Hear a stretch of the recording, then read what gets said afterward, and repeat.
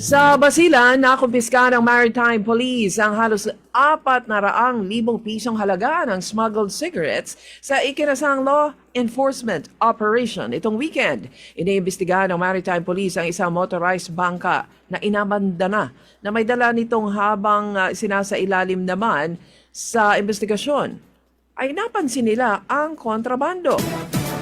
Sa Zamboanga City na iligtas ng Western Mindanao Naval Command ang 30 mga pasahero ng isang wooden-hulled vessel na nasiraan ng makina sa Turtle Island sa Tawi-Tawi.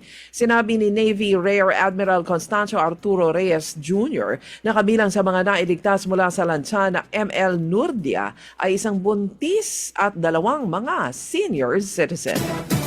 Sa Cagayan de Oro, nanawagan ang mga local officials sa Northern Mindanao sa publiko na suportahan ang gagawing measles rubella vaccination campaign para sa mga bata.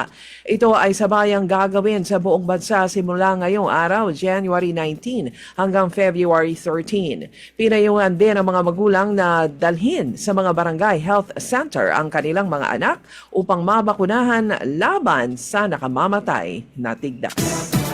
Sa Davao City, sapat ang supply ng tubig sa lungsod sa kabila ng patuloy na paglaki ng bilang ng populasyon nito. Ito ang tiniyak ni Davao City Water District spokesperson Giovanna Crestaduhay Lungsod na kaya pa din ng Water District na magbigay ng patubig sa abot 728 million liters bawat araw. Ang demand ng water consumer sa Davao ay 376 million liters a day.